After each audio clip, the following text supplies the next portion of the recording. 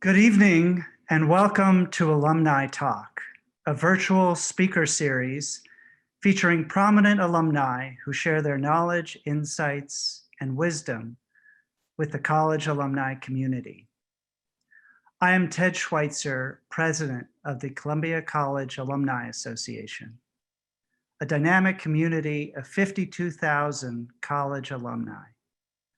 Our association creates meaningful opportunities to connect and empower alumni all around the globe.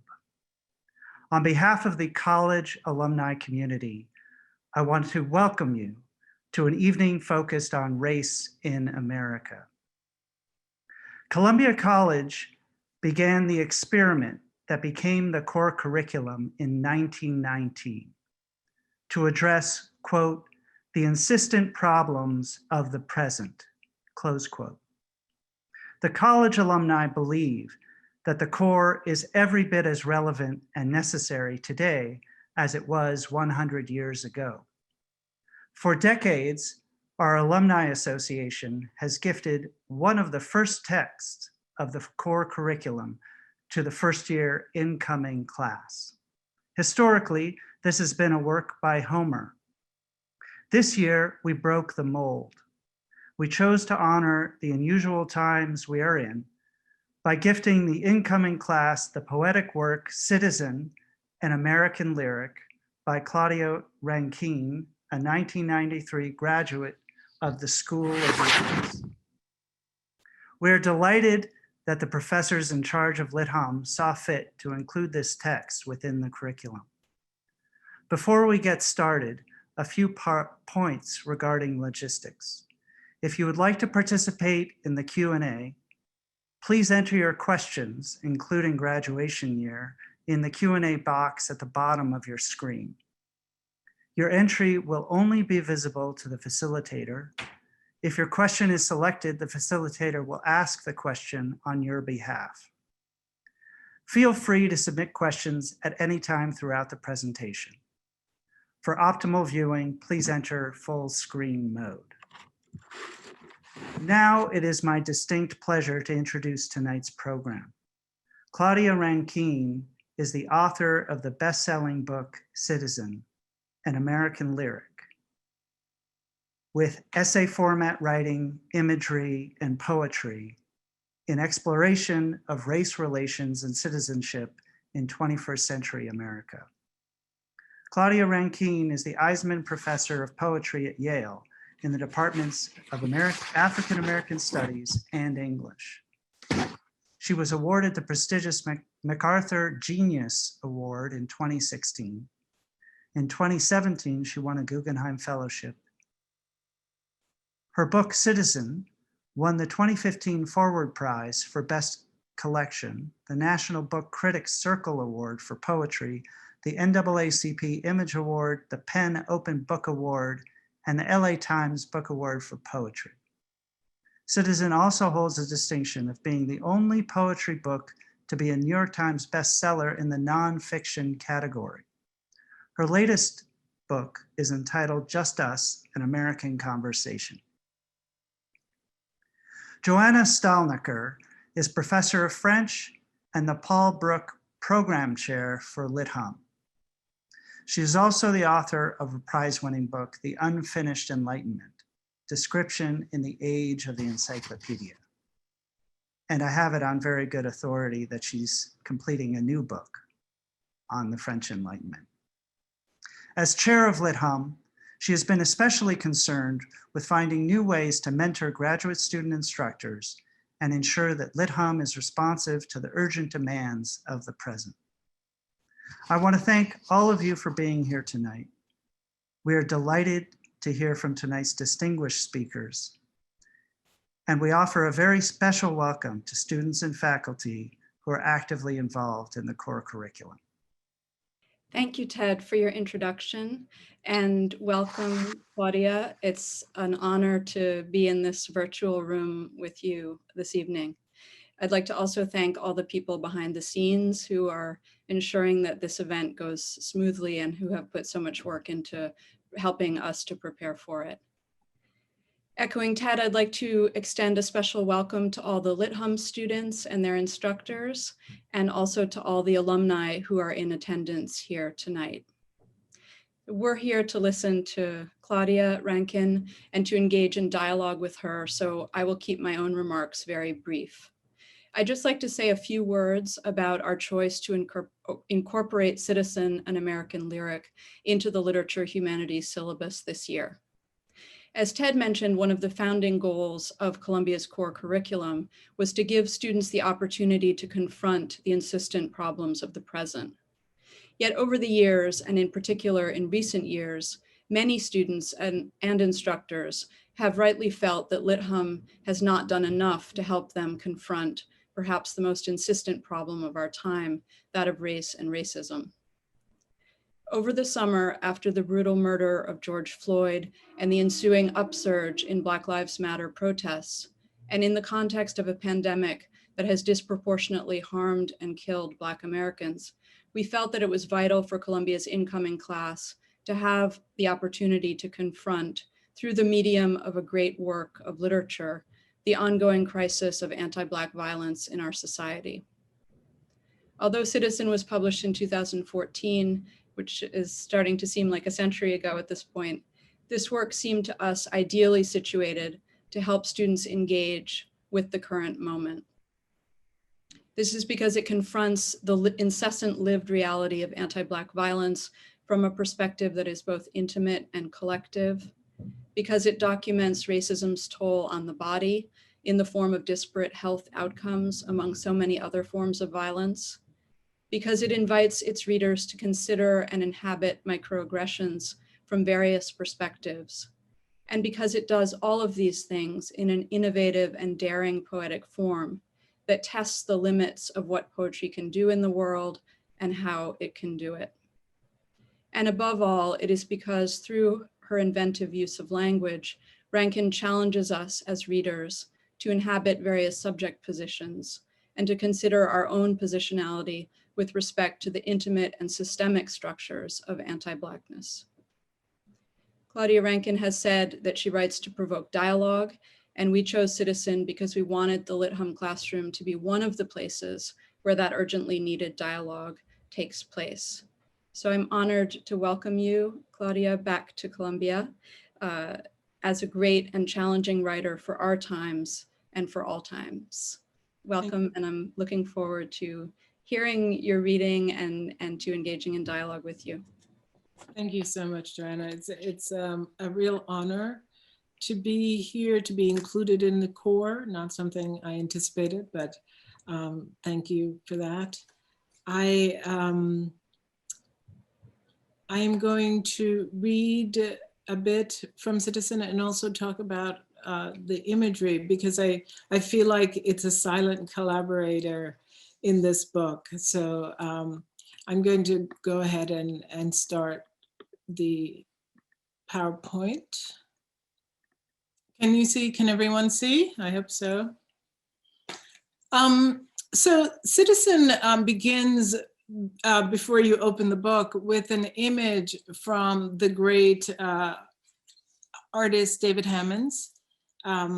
He's a conceptual artist. He's influenced by Duchamp and Duchamp's use of the ready-made. And one of the things that Hammons has been able to do is pull from our culture ordinary things that can speak to larger issues in the world, and in very profound ways. He refers to himself as the CEO of the DOC. The Duchamp Outpatient Clinic would be that. This image is called In the Hood. It was done in 1993. So a year after the beating of Rodney King, that was the first time our culture had a videotape. Now it's very popular to pass around these images of violence against Black people But the Rodney King was the first time, at least in my memory, that we had actual proof that Black people were being treated in a way that was unthinkable and also unbearable to a certain extent. Prior to the King video, we had Emmett Till's body shown at his funeral by his mother as an evidence of the vile treatment that he had gone under. And that photograph was considered the fire under the civil rights movement. It was something that really got things going, that image, her willingness to share that image with the world. But then we have this Rodney King beating in 92 and a year later in 93 in the hood. And what's interesting to me about this image is it's mounted much like a trophy of a murdered animal. And it has resonances both of a kind of lynching with the strings and of the reverse of a KKK hoodie. So there, you know, it does this thing of moving around our history in really interesting ways. But where it stops is in a critique of who is racially profiled again and again in our culture, because a white person wears a hoodie, it doesn't take on the same signification of criminal as it does when a Black person wears it. That is an image of David Hammons holding a snowball. He sold those on the side of the road, and the idea was to critique the inflated art market. But I like to think about it as a way of holding whiteness in your hands and having it melt. It's sort of not his intention, but my appropriative use of his work as a kind of anti-racist symbol. Another piece he's well known for is this basketball hoop, bejeweled basketball hoop, that is a way of engaging what it means for young Black youths to see the NBA as the savior of the blight of inner city life.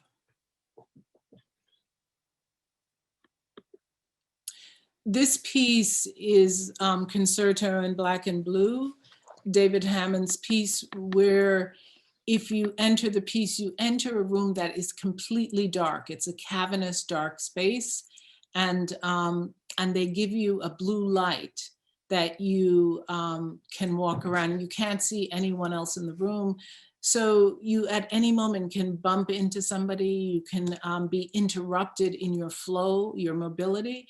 And I love this piece as a way of thinking metaphorically about how racism, in the ordinariness of it, how it sort of interrupts you at a moment when you are thinking you're free to move, and then you move into something that unsettles you and becomes a kind of disturbance in your life, if not more insidious than that.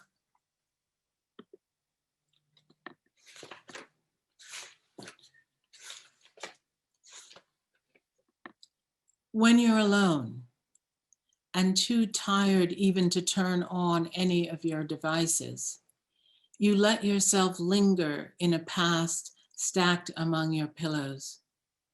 Usually you are nestled under blankets and the house is empty. Sometimes the moon is missing, and beyond the windows, the low gray ceiling seems approachable. Its dark light dims in degrees, depending on the density of clouds, and you fall back into that which gets reconstructed as metaphor. The root is often associative. You smell good. You are 12, attending St. Philip and James School on White Plains Road, and the girl sitting in the seat behind asks you to lean to the right during exams so she can copy what you have written. Sister Evelyn is in the habit of taping the hundreds and the failing grades to the coat closet doors. The girl is Catholic with waist-length brown hair. You can't remember her name. Mary? Catherine? You never speak except for the time she makes her request, and later when she tells you, you smell good and have features more like a white person. You assume she thinks she's thanking you for letting her cheat and feels better cheating from an almost white person. Sister Evelyn never figures out your arrangement, perhaps because you never turn around to copy Mary Catherine's answers. Sister Evelyn must think these two girls think a lot alike, or she cares less about cheating and more about humiliation, or she never actually saw you sitting there. That's the first piece in Citizen, and it's also my first memory of, it was the first time I could think, oh, this thing is being said to me because I am Black. I thought about it a long time, and I tried to remember the very first time I connected what was being said to me to my skin color and race. And that was the memory, 50 years later that I came up with. I wanted to, the first image inside the book is this. It's a photograph by Michael David Murphy. When I saw this photograph for the first time, Michael was there, and I asked him if it was real. Is there really Jim Crow Road in this country? And he said, yes, it's in Flowery Branch, Georgia. And I asked him if he asked the people why there's a street called Jim Crow Road. And he said he did ask them, and they said that the street was named after James Crow. And I asked him, so did you ask them why the street isn't called James Crow? And he said, I did. And they said, we call him Jim. Apparently Jim Crow roads are all over this country. That was news to me. But what I also loved about the photograph, these white houses with their lawns and white cars and the stop sign that faces in and is crossed by Jim Crow Road, reminded me in many ways of how segregation and a kind of apartheidness is at the very root, the foundational root of this country. We have, residential segregation and redlining, gated communities, and all forms of segregation. And that in a real way, we even have segregation within our families. Some people, white people, can go their entire lives and never actually sit down at a table in friendship with people other than other white people. And so this was interesting to me. And I wanted to really begin at the root of the problem. And if I had to name it in one word, it's segregation with the centralizing of whiteness. And many of you were born much more recently than these things are out and about. There are more and more shows now about it, but I wanted to include some historical images about apartheid. These are historical photographs, a bus where people are sitting in the back of the bus, as you can see, steps, the colored steps in the back of the building. And this photograph is earlier. This is a 1925 image of a march on Washington. by the KKK. And I was really interested in this photograph because we associate marches as a kind of pushback against white supremacy in this country. And it was interesting to me that the tradition of marching on Washington in the mall originated with white supremacists. It seemed sort of the irony of ironies. I mean, now we've had obviously the Civil Rights March, the Women's March on Washington in 2016 to object to the instatement of our sitting president, an avowed nationalist. To quote him, nationalism, I'm a nationalist, use that word. And then more recently in Virginia at the university.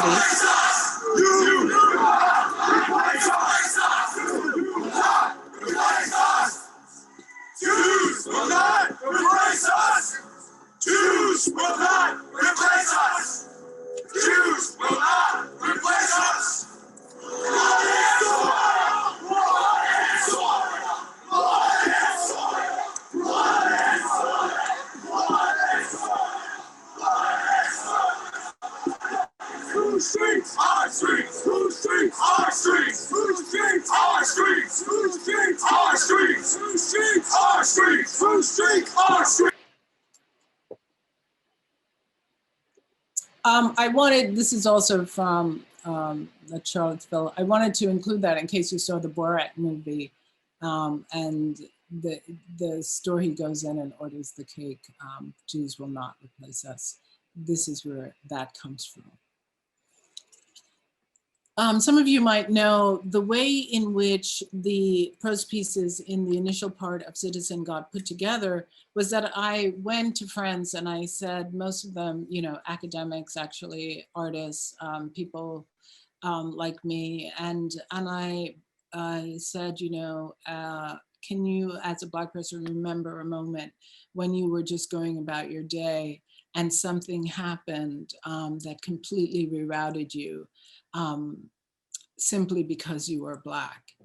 And then I took those stories and wrote them down and tried to make them as transparent and open as possible, using the second person you so that people could step into the pronominal space of that you and figure out if they were the person more likely to receive the violence of the moment or to be metering it out. And so one of those stories was told to me by a professor in Northern California. And I included her story because I found it unbelievable. And partly because I always think that therapists are supposed to be, you know, a bit like priests and or holy people in that they take on the suffering of others and are able to negotiate them. The new therapist specializes in trauma counseling. You have only ever spoken on the phone. Her house has a side gate that leads to a back entrance she uses for patients. You walk down a path bordered on both sides with deer grass and rosemary to the gate, which turns out to be locked. At the front door, the bell is a small round disc that you press firmly. When the door finally opens, the woman standing there yells at the top of her lungs, "Get away from my house! What are you doing in my yard?" It's as if a wounded Doberman Pinscher or a German Shepherd has gained the power of speech. And though you step back a few steps, you manage to tell her, "You have an appointment." "You have an appointment?" she spits back. Then she pauses. Everything pauses. "Oh," she says, followed by, "Oh yes, that's right. I am sorry. I am so sorry. So, so sorry." That piece is followed by, I should say that, you know, my friend told me this story and I said to her, why did you even go to the appointment? And I regretted asking her that because I think often we, in the moment, just do the next thing. And so she obviously had made the appointment, waited for the appointment. And so she went to the appointment. And I then said to her, well, what happened after? She said, after I went home, I burst into tears and I canceled the following appointment that I had made. And that's, you know, one of the ways this kind of brutal racial treatment, racialized treatment plays itself out on people of color. One of the terms that is used for that is weathering, that it really just wears you down, which is why under COVID, for example, Black people tend to succumb to this flu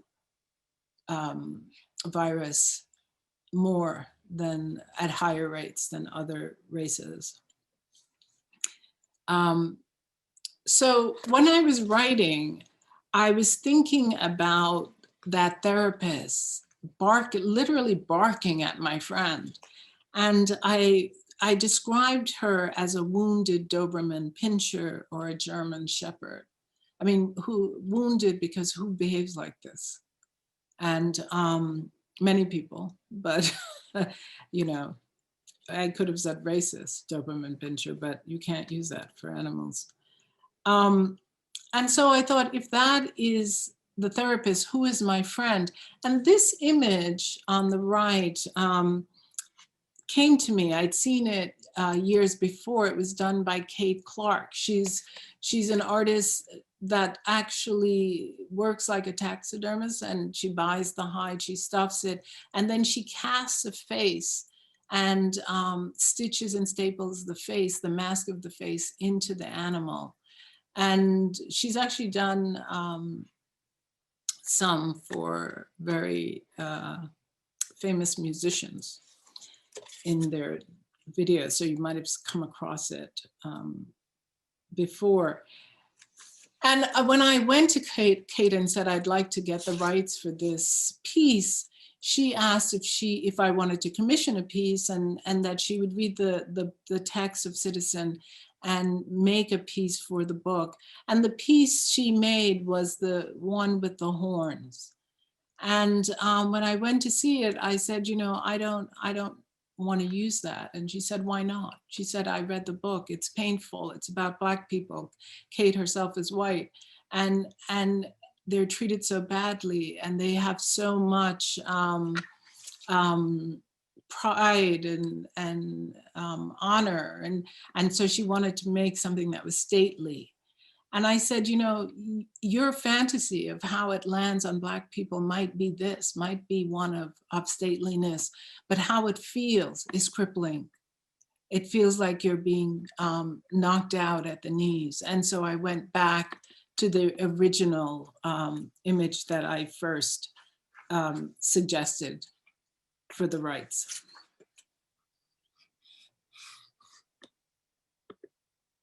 Here are some other versions of her work. I've always been very fond of the two older and younger one there. In the middle of Citizen, there's an essay, a lyric essay, which is very different from the piece I wrote on Serena Williams in the New York Times. So if you want to see two different writing styles with basically the same information, you could compare this essay in here, which is much more poetical and lyrical, and the more sort of documentary journalistic style of the essay in the New York Times. What does a victorious or defeated Black woman's body in a historically white space look like? Serena and her big sister Venus Williams brought to mind Zora Neale Hurston's "I feel most colored when I'm thrown against a sharp white background." This appropriated line stenciled on canvas by Glenn Ligon, who used plastic letter stencils, smudging oil sticks and graphite to transform the words into abstractions, seemed to be ad copy for some aspect of life for all Black people. Hurston's statement has been played out on the big screen by Serena and Venus. They win sometimes, they lose sometimes. They've been injured, they've been happy, they've been sad, ignored, booed mightily. See Indian Wells, they've been cheered, and through it all, and evident to all, were those people who were enraged. They were there at all, graphite against a sharp white background. For years, you attribute to Serena Williams a kind of resilience appropriate only to those who exist in celluloid. Neither her father, nor her mother, nor her sister, nor Jehovah, her God, nor Nike Camp could shield her ultimately from people who felt her Black body didn't belong on their court, in their world. From the start, many made it clear Serena would have done better struggling to survive in the two-dimensionality of a Millet painting, rather than on their tennis court. Better to put all that strength to work in their fantasy of her working the land, rather than be caught up in the turbulence of our ancient dramas like a ship fighting a storm in a Turner seascape. Inside that essay is the image you see of the leotard with the darkness under, and then the bouquet, the crocheted bouquet on the back. And I love this image by Nick Cave. He is a contemporary artist who began as trained as an Alvin Ailey dancer. And then he began recycling and repurposing all kinds of objects into these things that covered you, costumes that covered you from head to foot. And my question, the more I saw these costumes, was why did he make them in the first place? What moved him to make them? You couldn't see anyone's faces. There was a kind of blank. They're beautiful, they're incredible, they move, but you don't see who's inside. And so I went back and did a lot of research until I came to the originating interviews when he first started making them. And he said this thing. I was thinking about, well, you know, I'm a Black male. I know what it's like to feel discarded, dismissed, devalued. You know, the moment I leave my house, I could be a victim of circumstances. You just never know. I looked down and saw a twig, something that I walk on, something that I dismiss, and it just sort of clicked. While meditating on the media portrayal of Rodney King, larger than life, 10 men to bring him down, what does that look like in my head? It ended up looking like a suit made of twigs. I drilled holes in the delicate tree parts to create a massive object. But I didn't even think I could put it on my body. And then once I stepped into it, I thought about building this sort of second skin, you know, a suit of armor, something for protection purposes. Then I started thinking about protest. In order to be heard, you've got to be aggressive, you've got to speak louder, you have got to make sound.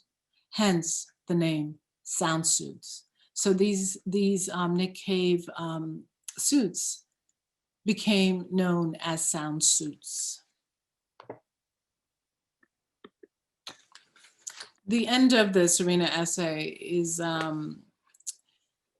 there's an image of Carolyn Wozniacki. And what's interesting about this image and why I wanted to include it is Carolyn Wozniacki, she a now retired tennis player, is a very good friend of Serena Williams. And when she did this as a way of mimicking Serena,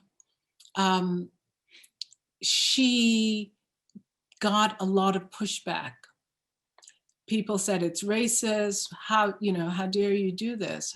Why would you mimic? Why would you stuff your breasts and your buttocks in this way? And Caroline said, well, I was just having fun. And people asked Serena Williams what she thought of this. This, her friend is doing this, mocking her, it seems, in a way.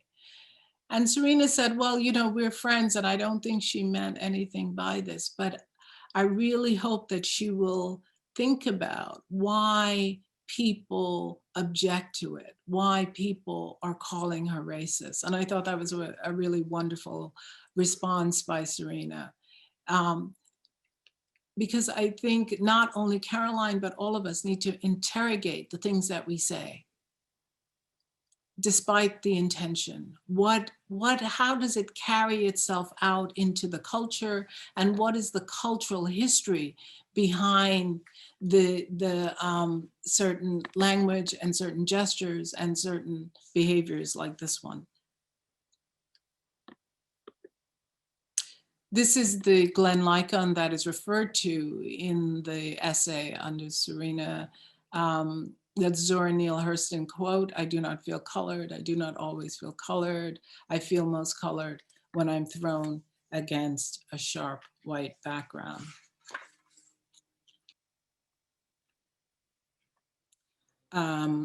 So this piece is a piece that I wrote.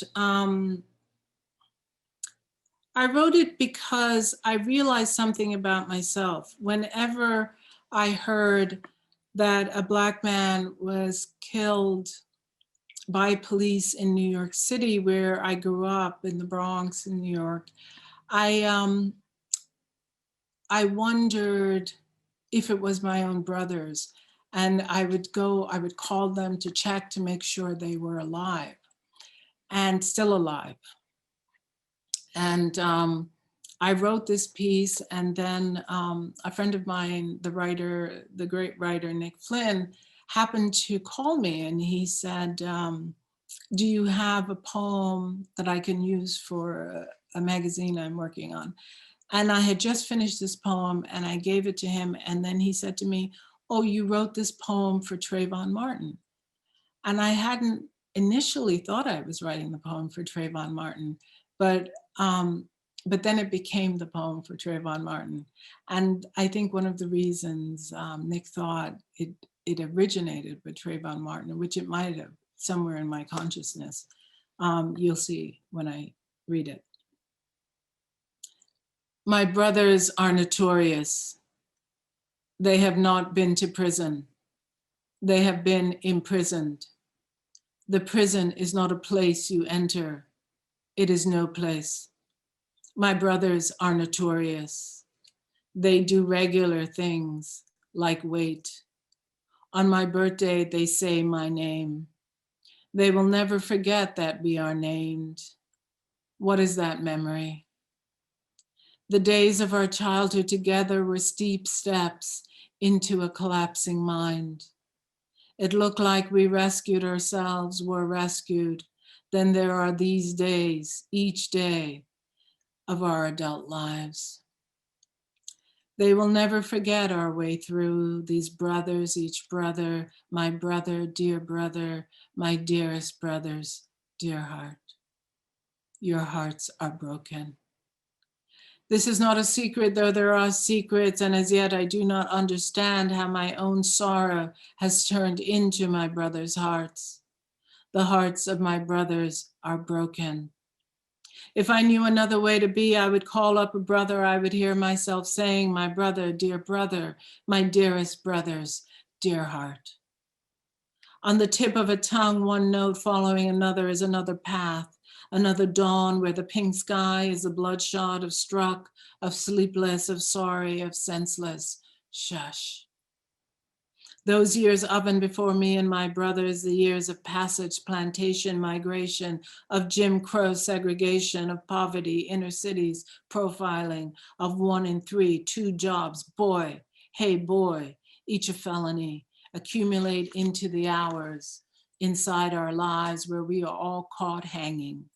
The rope inside us, the tree inside us, its roots, our limbs, a throat sliced through, and when we open our mouth to speak, blossoms, oh blossoms, no place coming out. Brother, dear brother, that kind of blue. The sky is a silence of brothers all the days leading up to my call. If I called, I'd say goodbye before I broke the goodbye. I say goodbye before anyone can hang up. Don't hang up. My brother hangs up, though he's there. I keep talking, the talk keeps him there. The sky is blue, kind of blue. The day is hot. Is it cold? Are you cold? It does get cool. Is it cool? Are you cool? My brother is completed by sky. The sky is a silence. Eventually he says, it is raining down, it was raining, it stopped raining, it is raining down. He won't hang up. He's there, but he's hung up, though he's there. Goodbye, I say. I break the goodbye. I say goodbye before anyone can hang up. Don't hang up. Wait with me, though the waiting might be the call of goodbyes. So I think that final phone image is what brought Nick to Trayvon.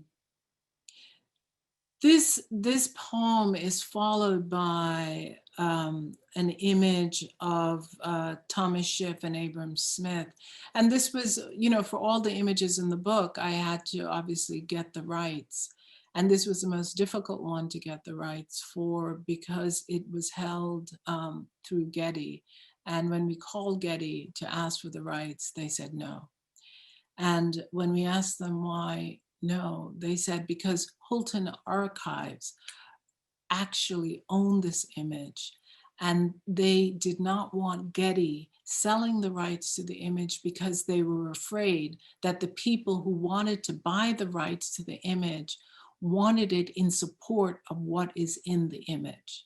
And I'm not showing you what is in the image, but the original photograph has two men, Thomas Schiff, Abram Smith, lynched on that branch on the tree. For the book, we took out the lynched men and only retained the white people because the lynched men become a spectacle that usually take our attention and we forget about what is really the most despicable. Obviously, the dead man is the most sorrowful, but the most despicable part of the photograph are those white people who think it's okay to do this.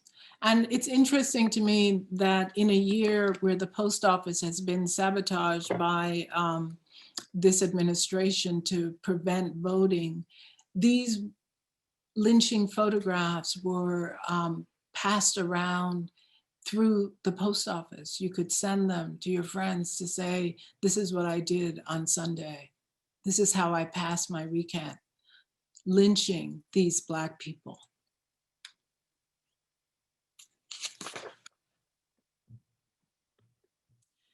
This is an image done by Carrie James Marshall. And you can see that he's hung on these chains, these two women. And if you go back to the original photograph, there they are. This one.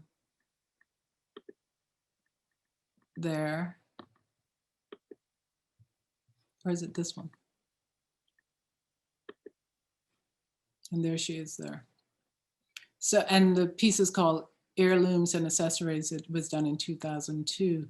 So the hanging is still here in the form of the chain, and in the locket are these white women who have been supporting white supremacy alongside men. We have people like Amy Cooper, who you might have seen the video this summer, who called the police on Christian Cooper and lied and said that he had assaulted her, hoping to weaponize white female fragility in service of Black death.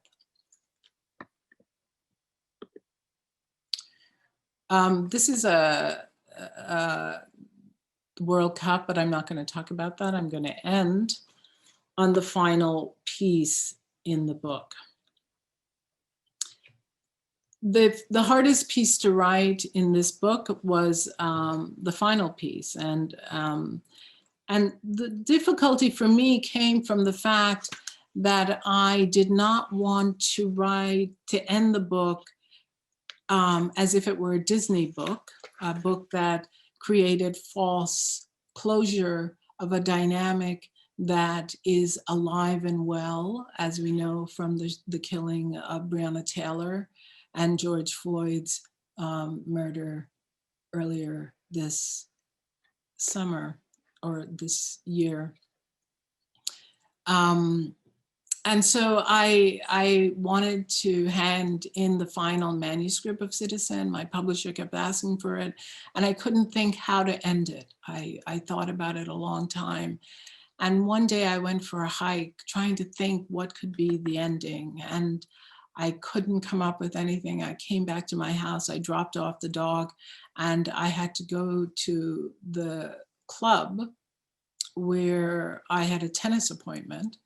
And I was a little early. I sat in my car. And as I sat in the car thinking about how to end the book, a white woman drove her car into the parking lot, and she parked in the opposing space facing me.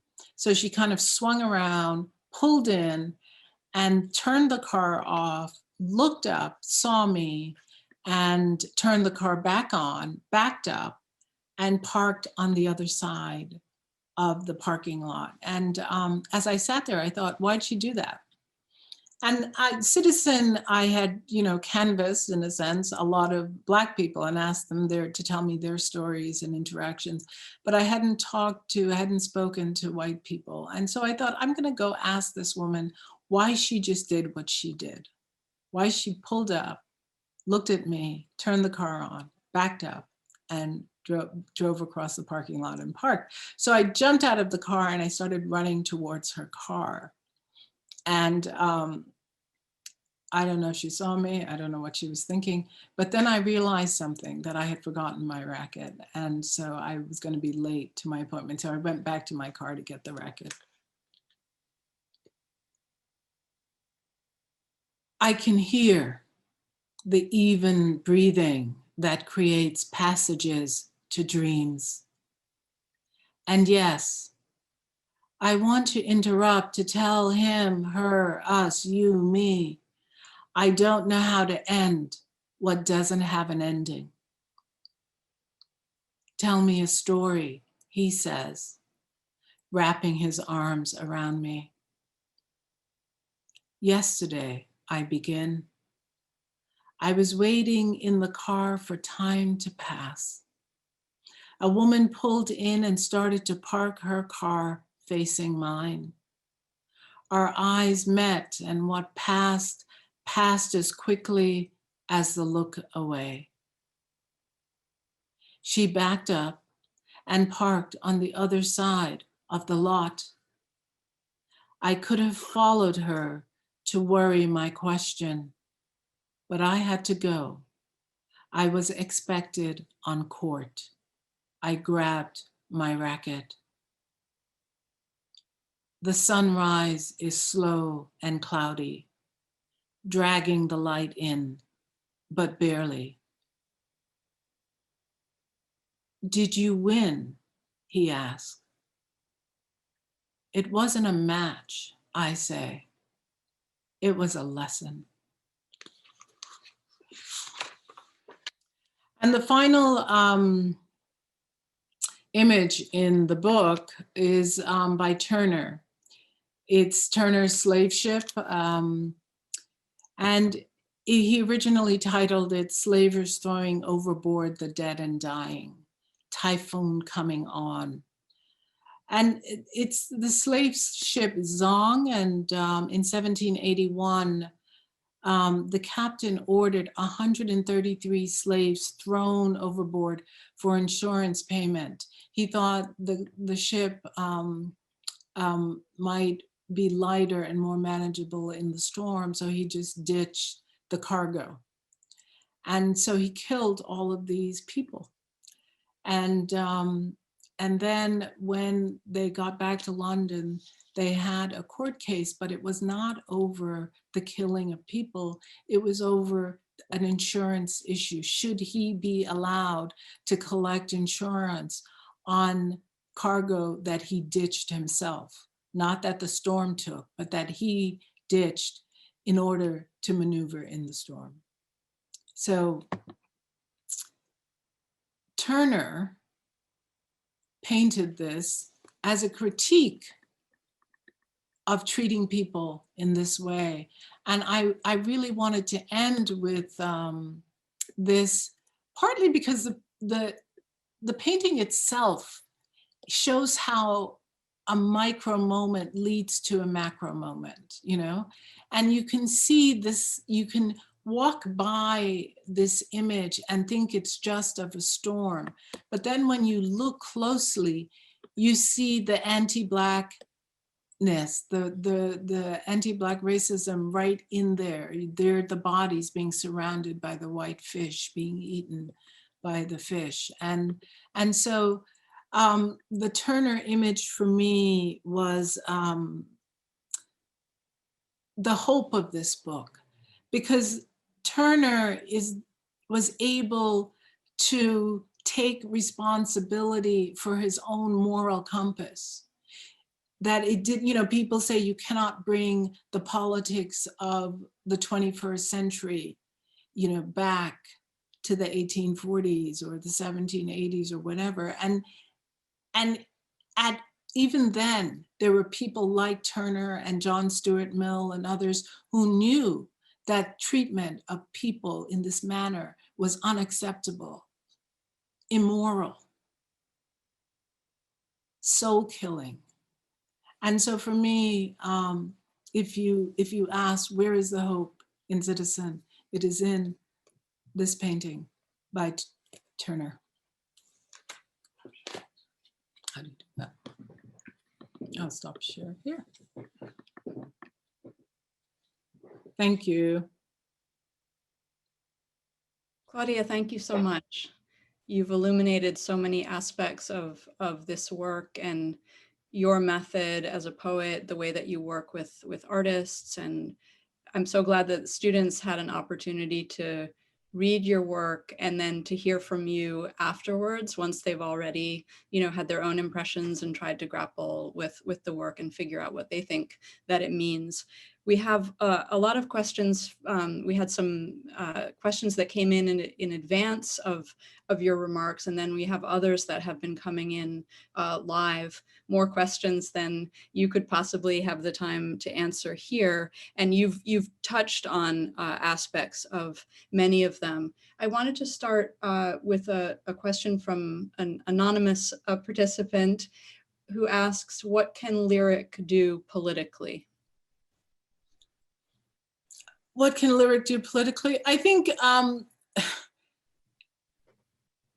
poets from the dawn of time have served the purpose of speaking back to the culture in such a way that holds the truth of it, you know, partly, I think, in a way, because poetry is outside. I'm taking Lewis Hyde's argument here, but in the gift, but that poetry is outside of the market economy.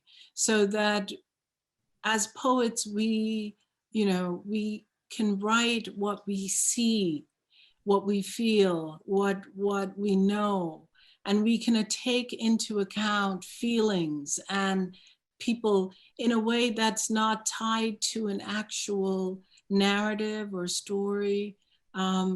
And so from the original positions of the Bard up until now, I think the lyric just lives in the culture in a way that's free floating and attaches to our imagination in the way that the music of language does. And, you know, there are many moments in Citizen where I am talking back to other poets, to Langston Hughes' I Have a Dream, to Yeats, Easter 19, you know, 16, all kinds of poets' voices are in my head as I write. And these are poets who were also always trying to speak back to the politics of the moment. So I think we have a long tradition of lyric poetry engaged with the engagement of the politics, because it is the life. There's no separation between life and politics. So you've already addressed this to some extent, but we have a question from Elizabeth Yaboni, who's a first-year student at Columbia College. And she asks, how do you go about choosing the images that you include in your works? I don't choose them. They choose me in a sense. I have a database. I have spent a lot of time thinking about the visual arts, attending shows, reading the work of visual artists. And when I'm writing, often an image will come forward in dialogue with the thing that I'm doing. And occasionally I will choose one, but I will go looking for something if I can't find it in my own. I have this image in my head of my head being a hallway. Like if you went in my head, you would enter a hallway and it would have a lot of storage material, and they just come when I need them. And so that's how, but you can't have that facility if you haven't put in the work of actually spending a lot of time studying the work of artists, but I never know when and what time it will come back to serve me. And when you see that hallway, so it is some of this visual artworks that is there, but also the memories of other poets that you were talking about earlier. So sort of both verbal and visual at the same time. Exactly. It's there's a piece in Citizen that quotes Shakespeare and Fanon and Baldwin. It's the piece on Zidane. And I could not have written that piece if all of that language wasn't already in my head. First I wrote it, and then I went and tracked down it. The hardest part was remembering which book I had read that quote in or come across that language in. And so then I had to go back and reread the book to find the thing I was looking for. But I couldn't have written that piece. I couldn't just go back and read all of Baldwin to find that one thing. It had to be in there already. Yeah. In the hallway. Interesting. Okay, we have a question from Jeff Klein, who's an alum from the class of 1978, who asks, have you noticed any difference in the reaction to Citizen since it was first published in 2014, particularly among white audiences? Any differences?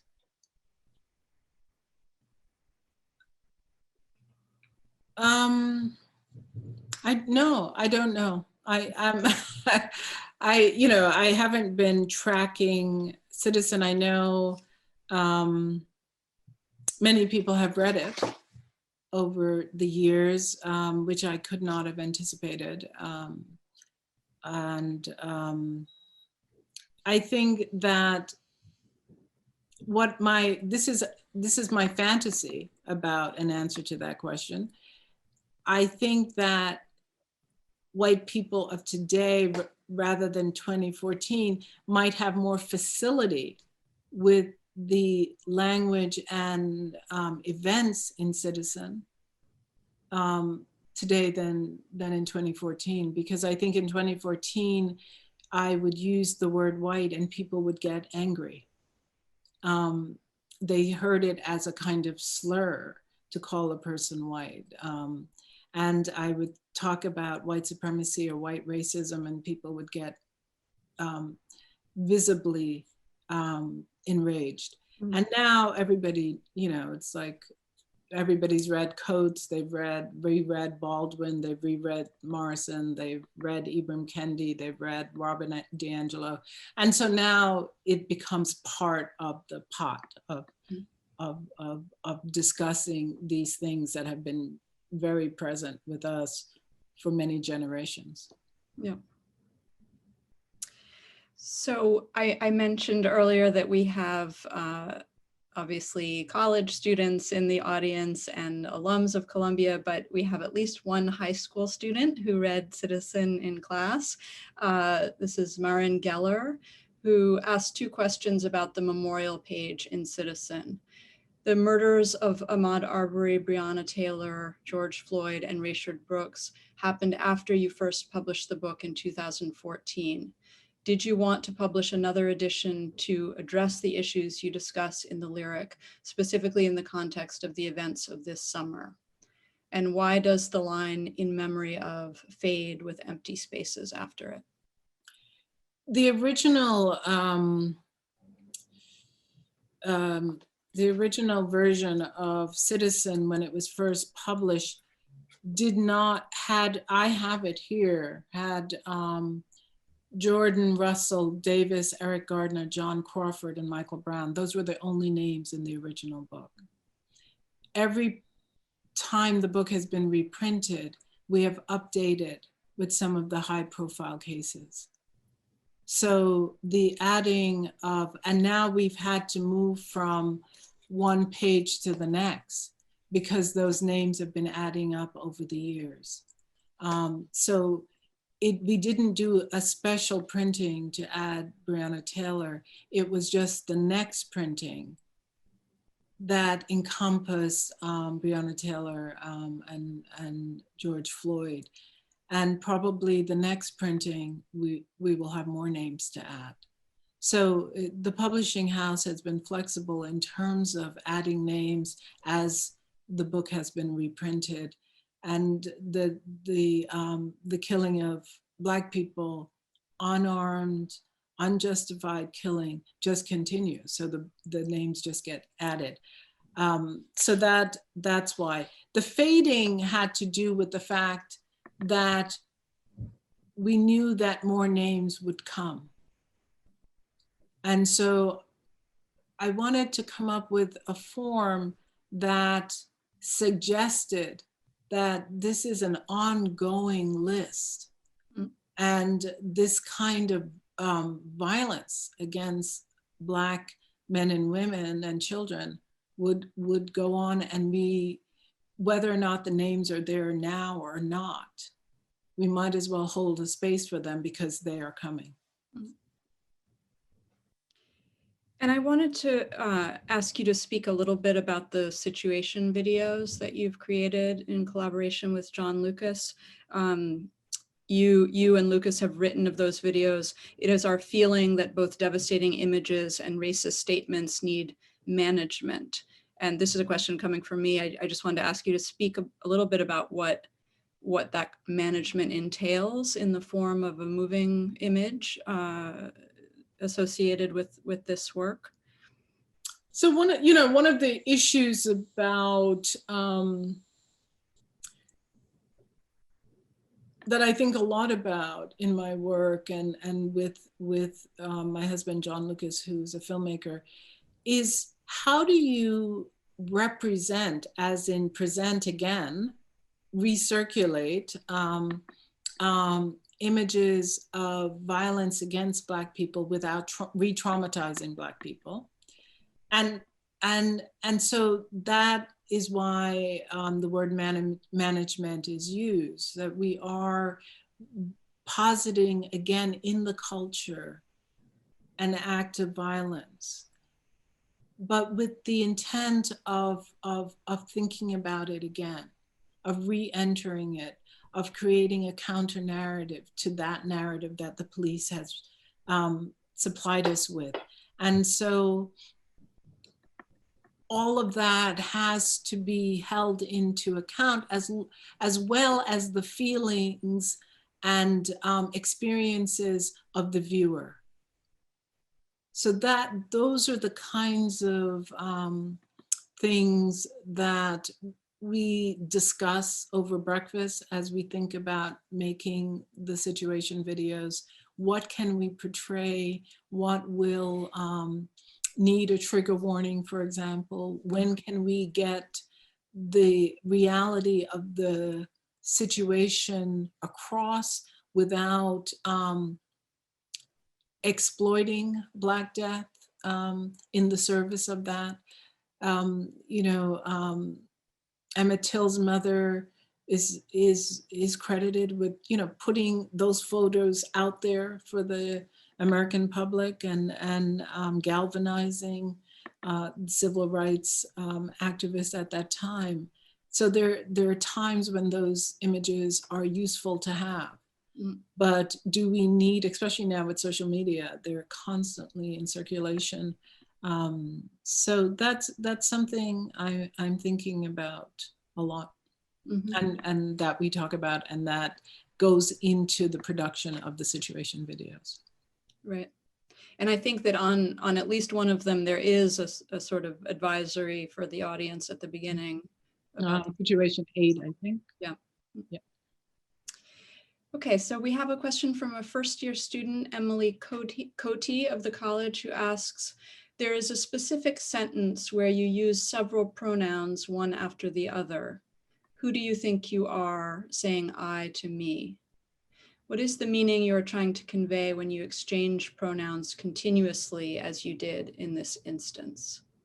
And Emily's not the only person who's asked about pronouns. We have Angel Latt, also class of 2024, who asks, what led you to focus on the pronoun you, which you've addressed a little bit already, but I think people would be interested to hear more on that topic. Well, the title citizen is really about who gets to hold this word. When does citizen actually mean something, and when is it an empty vessel that doesn't mean anything in terms of the rights and questions of equity in this country? And so that led me to think about the first person, who is the first person? And the joke for me, I don't know if anybody else would find this funny, but the joke for me in working on the book was thinking about who's the second person. And so that's how I got to the you as the second person. And I didn't want to present these stories as my own. So that disallowed the use of the first person. I didn't want it to be there's a reason why there's no photo of me on the book. I didn't want the reader to land in my body and experience as the only speaker in this book. So I refused to have a photo put. And I used the second person, and I began to think about it as not a pronoun, but a pronominal field, like an opening where the reader can step into the you and figure out, am I the you? Are you the you? Am I receiving this? Who is you? Does she mean you, me, or you, all of y'all? Or, in a way like the French tu vous. At what point is it personal, intimate? What point is it general, plural? So all of those kinds of things I was as a writer and a poet, that is sort of my bread and butter, thinking about how much real estate can I get from a single word in the making of a thing. And so when I landed on the flexibility of that you, it really worked for me. But in the long poem towards the end, when I use the I, or in the poems where I use the I really wanted to interrogate the use of the first person. What does it mean to take up the real estate of an I? Like, who can hold that? And I was thinking a little bit about Robert Lowell in that poem, I think that she's referring to. And Berryman, two poets who really play with the place of like a whole person. What is that? What does that mean to be an I? And can Black people speak from the position of being in the center when all of the forces are constantly trying to knock us out of the center, whether or not it's fantasy and imagined Black person and not real Black people, it still has to be managed and negotiated by a Black person. And yeah, that's really helps me to understand some of the things that you're doing with the pronouns. Did in the reception of the work, did you find people tending to assume that this was all based on your lived experience? Yeah, people, people like to think of the lyric I as the autobiographical I. Mm-hmm. And so I was also actively trying to disrupt that with the listing of I, you, she, me, those kinds of lists as well. Yeah. Okay, so we have a couple of questions. One, I think anonymous, who was Citizen written for? Which I guess builds on the questions that we've just been discussing. And relatedly from Julia Ze, class of 18, she asks, given the depth of Citizen with visual art and imagery and literary language, with how much there is to unpack, who do you see reading your book and how do you see them reading it? Well, the book wasn't written for, it was written. As I was working on it, the thing I was concerned with was how do you take real moments, real meaningful moments in people's lives, racist moments where people say things that you have to then swallow and move on in your life and make them tangible and make the language almost transparent in making them tangible. And that was the work that consumed me in the writing the book. How do you get it to seem, what's Yeats, all the stitching and unstitching will be for naught if it doesn't seem a moment's thought. And that's the kind of ease I wanted for Citizen. And a kind of musicality in the language. And that's what I worked at as a poet working. So I wasn't thinking who I was writing it for whoever wanted to read it. And the surprise I've had is how many Asian women have come to me and say, I think you were writing this about Black people, but I think it's my book. And they have come to me in tears, actually, saying that white people say things like this to me all the time. White people dismiss me in a similar kind of way all the time. And I hadn't anticipated that, even though I know how many Asians have been treated in this country. So to the question who, it's yours if you want it. That would be the answer to that. And the second half of that question was? Well, how do you see them reading it? And how do I see it? I'm a big advocate for close reading, slow reading. One of the reasons I put images in my book is because I love engaging other senses while you're reading. And so that you are brought into the text full body, you can see something, you're taking in something.